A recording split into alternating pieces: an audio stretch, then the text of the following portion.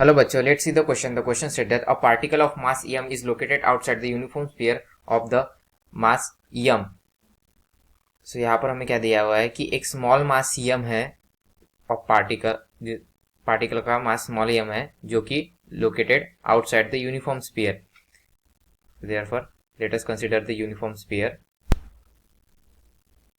Suppose this is sphere और यहाँ पर एक मास m लोकेटेड है. This is the centre of the sphere O. उनके बीच में यहाँ पर डिस्टेंस है r. सो हमें यहाँ पर फाइंड आउट क्या करना है, find the gravitational force which the sphere exert on the particle. So sphere जो मास m है कैपिटल, वो स्मॉल पार्टिकल के ऊपर कितना फोर्स एक्सर्ट कर रहा है, gravitational force, we have to calculate that. So ये प्रॉब्लम का की कंसेप्ट क्या होगा, key concept of this problem, key concept gravitational force.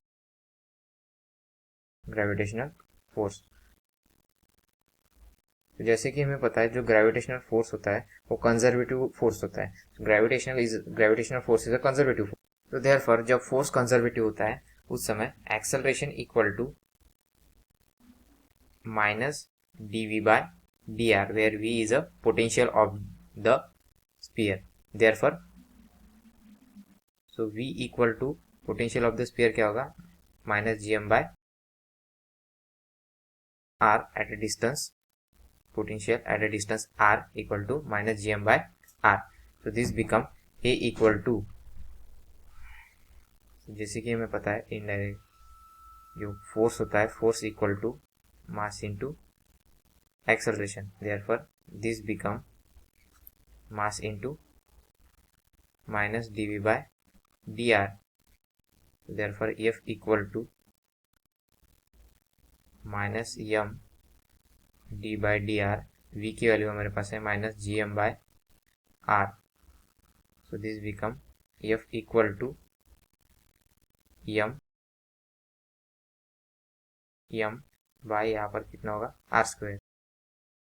तो आफ्टर डिफ्रेंशिएशन यहाँ पर आर स्क्वायर और अगेन माइनस साइन आएगा, जबकि इनिशियली माइनस साइन वहाँ पर seems to be plus, but यहाँ पर डिफ्रेंशिएशन के बाद अगेन माइनस साइन आएगा यहाँ पर.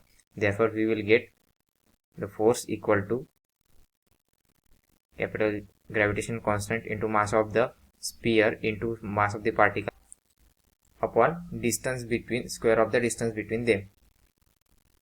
देयरफॉर तो ये मैग्नीट्यूड हुआ. नाउ मैग्नीट्यूड हम वेक्टर फॉर्म में रिप्रेजेंट किया in vector form, that is f equal to G M, this is r cube